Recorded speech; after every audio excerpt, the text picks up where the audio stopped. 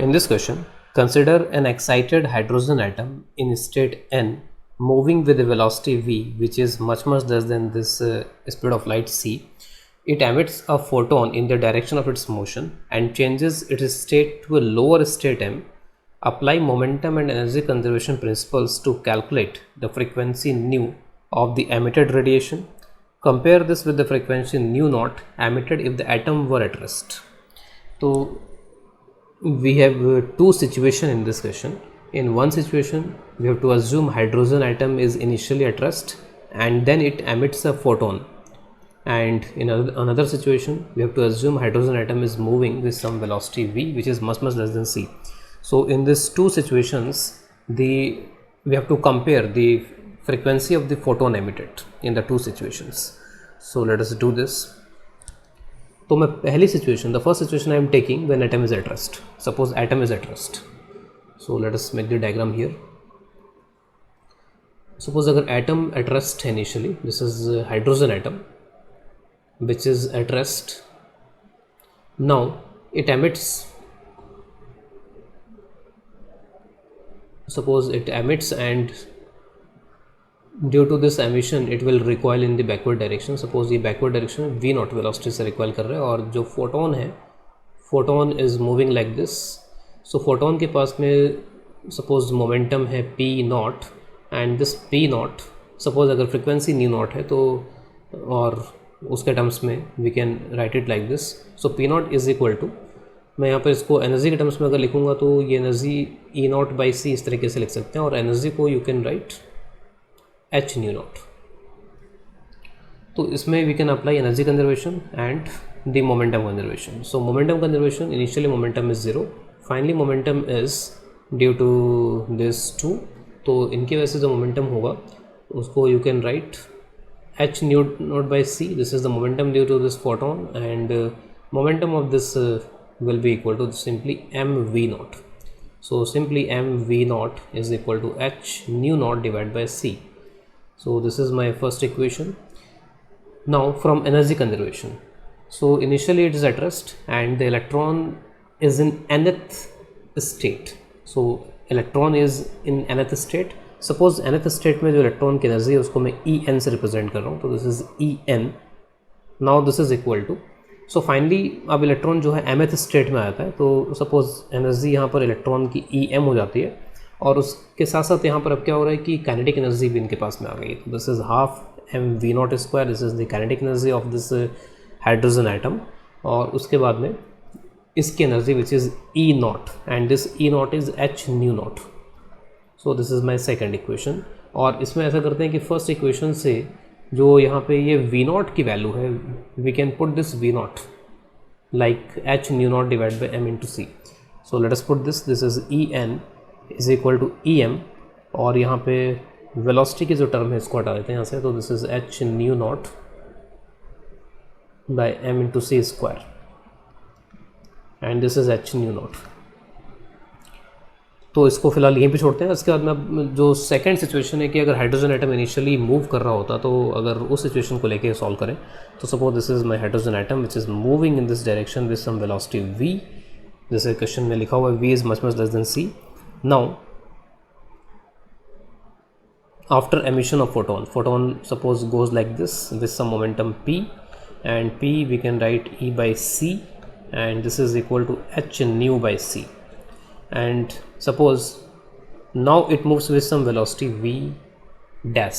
Suppose this velocity is let's say some v dash. तो अब यहाँ पर again momentum conservation and energy conservation we have to apply. तो जो momentum conservation है, मोमेंटम इनिशियली आपके बार यहाँ पे इनिशियल मोमेंटम है m v, this is initial momentum, और उसके बाद में final momentum is m v dash plus momentum due to this photon which is h nu by c. So this is the conservation of linear momentum. Now conservation of energy we have to apply. तो conservation of energy initially, अब यहाँ पर जो electron है वो nth state में है, तो इलेक्ट्रॉन की एनर्जी प्लस अब इसके पास भी एनर्जी काइनेटिक एनर्जी, तो वो भी इसमें ऐड हो जाएगी initially half m v square. Now finally electron mth state में है और इसके जो एनर्जी है वो जाएगी half m v dash square, और फोटोन के पास जो एनर्जी है वो एच न्यू.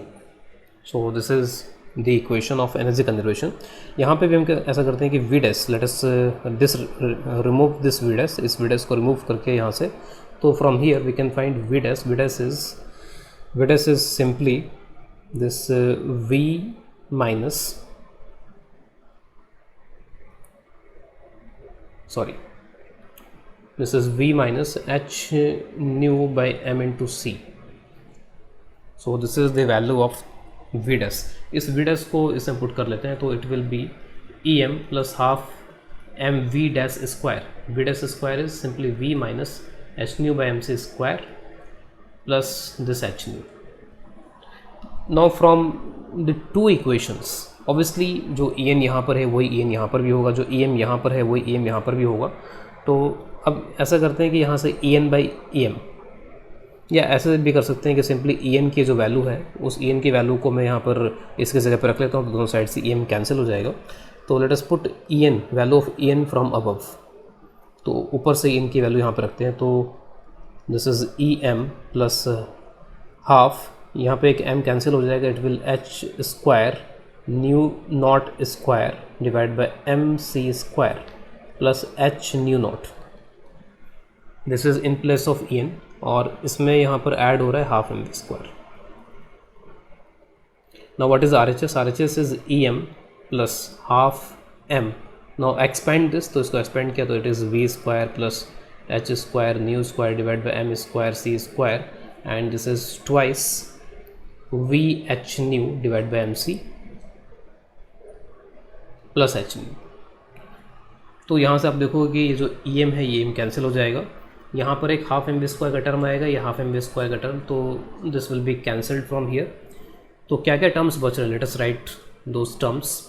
तो ये हो जाएगा h square nu naught square, और यू कैन सी कि एक h भी यहाँ पर अब हर जगह से कैंसिल हो जाएगा, तो उसको भी कैंसिल करते हुए चलते हैं।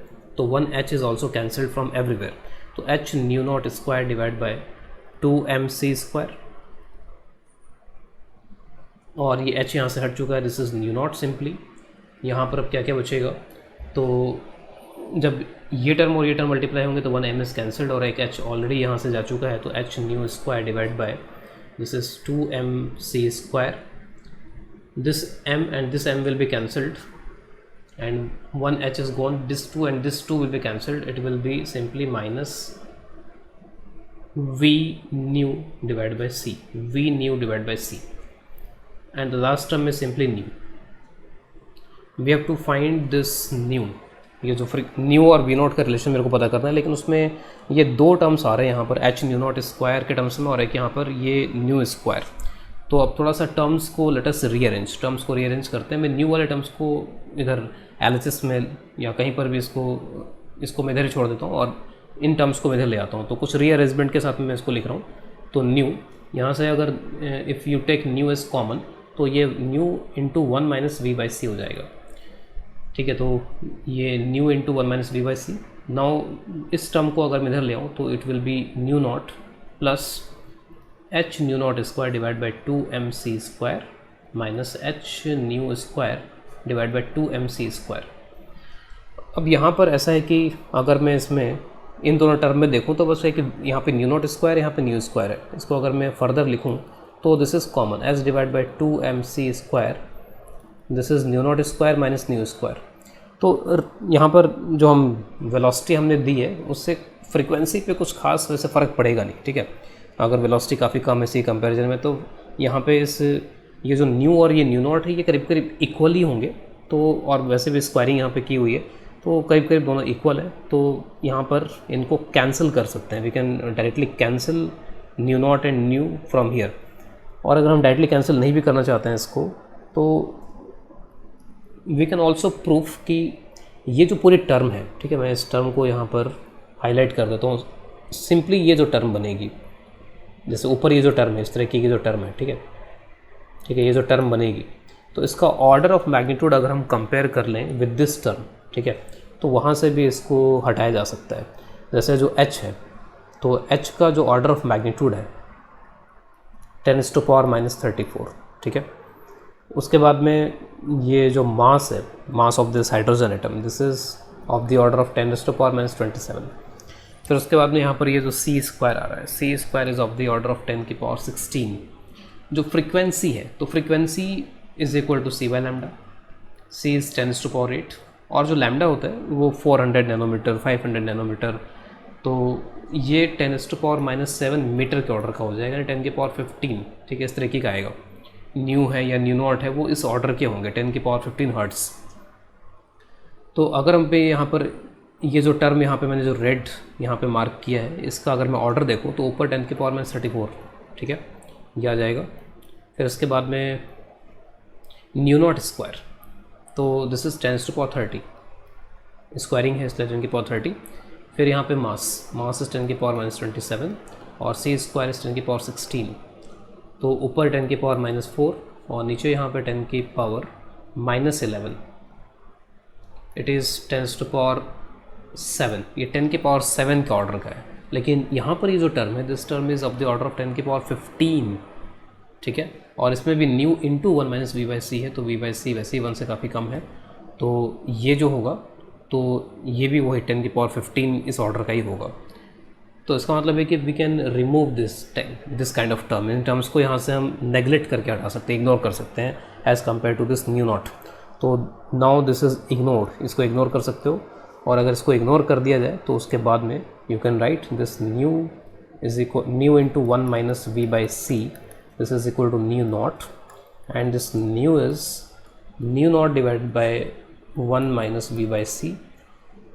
तो this is the answer, but we can further go for binomial approximations. 1 minus v by c, it is -1, and this v by c is much less than 1, so for the we can just retain the first term in the expansion, so it will be -1 here, and -1 will be multiplied 1 plus nx, so this is minus and minus, so it will be 1 plus v by c. So this is the final answer.